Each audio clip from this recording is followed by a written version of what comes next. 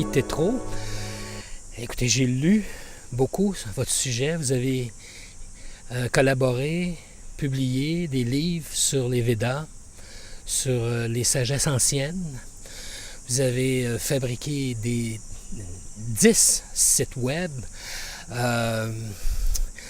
avez étudié pendant 30 ans avec un maître. Et moi, quand je regarde... Et aussi, il y a des vidéos sur YouTube. Et ce que je me rends compte, c'est que dans le circuit, entre guillemets, des professeurs, des personnes, des maîtres, des enseignants en yoga, en spiritualité, en éveil, vous êtes vraiment à l'écart des autres. Et dans le sens que on ne vous connaît pas beaucoup. Qu'est-ce qui vous a amené à faire la recherche et quelle définition avez-vous du yoga? Alors, lorsque j'étais à l'université, je recherchais le fond des choses, vérité ultime. J'allais demander à mon professeur qu'est-ce qu'est la vie, pourquoi les roches vivent pas. Et nous, on est différents des roches, c'est quoi? J'obtenais pas les réponses que je voulais. Je me suis tourné vers la philosophie, la mystique, les religions. Et c'est en Inde, avec le Vedanta, la connaissance du Brahman, de l'absolu, que j'ai eu les réponses les plus profondes. Et pour répondre, qu'est-ce que le yoga? Mais c'est l'union au Brahman, à l'absolu. Le Brahman signifie ultimement ce qui rend grand. Et toute personne qui peut s'unir vraiment au Brahman, ce qui rend grand, grandit. Grandit dans sa paix, dans sa connaissance et dans sa félicité. Et d'après vous, aujourd'hui, de nos jours, on voit qu'il y a beaucoup d'écoles de yoga qui apparaissent, des étudiants, des gens qui cherchent, qui se tournent vers la spiritualité. Dans les textes Védas, on trouve toutes sortes de connaissances. Est-ce que vous pourriez me donner un aperçu de l'immensité des textes? Parce qu'on entend souvent beaucoup parler là, de Patanjali, des Yoga Sutras, des Yamas, des Niyamas, sauf que toute la philosophie indienne, le code d'éthique et tout, c'est un peu plus vaste que ça.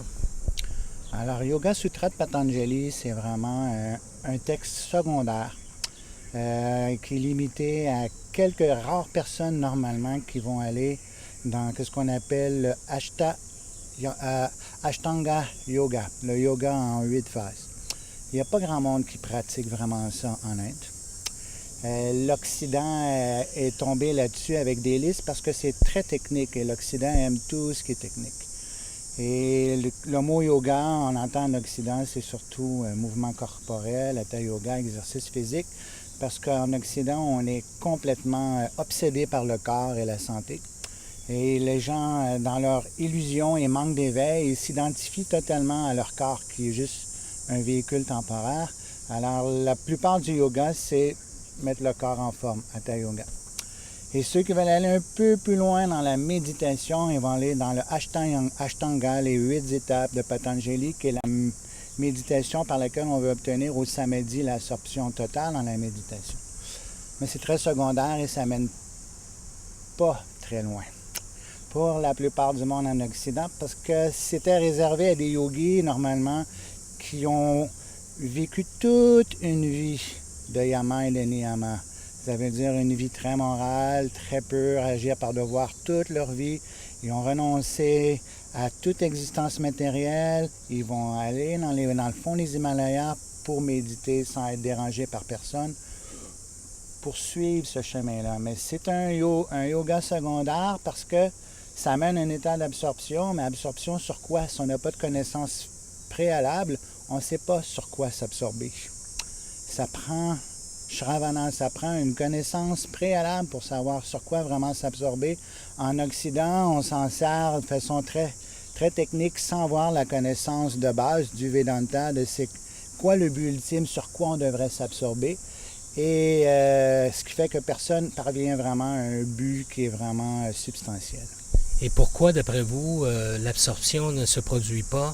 Simplement à cause que les techniques qui sont utilisées selon des textes qui sont limités ou simplement parce que la société, les gens sont pas prêts ou sont pas en mesure là, de faire vraiment l'étude profonde des textes et d'aller un peu plus loin que la majorité, si je peux m'exprimer ainsi. Les textes de Patanjali sont excellents et merveilleux. C'est juste le mode de vie en Occident ne permet pas de méditer 20 heures par jour comme ça devrait être fait lorsqu'on met en pratique ce que Patanjali dit.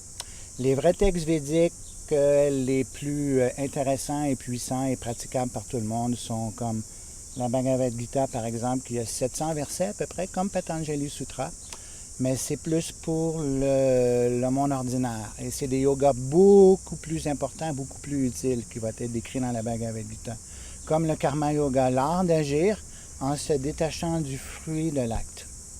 Ça, c'est un yoga beaucoup plus important pour toute la société, beaucoup plus utile pour tous les gens. Parce que je connais des gens qui vont méditer 10, 20, 30, 40 ans. J'en connais beaucoup, je suis dans le milieu depuis 30 ans et ils n'arrivent pas à s'élever au niveau du Karma Yoga, de se détacher du fruit de l'acte. Ils restent toujours avec la même mentalité matérielle et puis par leur pouvoir d'absorption, souvent ils s'absorbent encore plus dans les activités matérielles parce que le yoga de Patanjali augmente l'absorption de la pensée.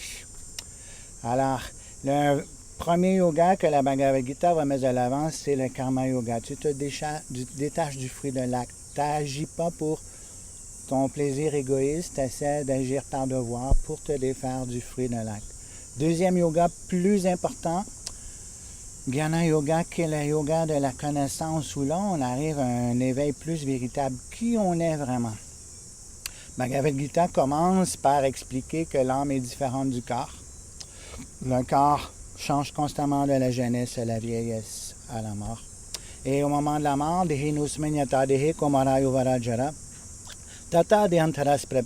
l'âme prend un nouveau corps. Mais celui qui a conscience de sa nature spirituelle, lui, n'est pas troublé par ce changement de corps-là. Il n'est pas troublé par la mort. Et ça, c'est un niveau, un minimum d'éveil que la plupart des gens atteignent pas, qui devrait être atteint parce que c'est le début.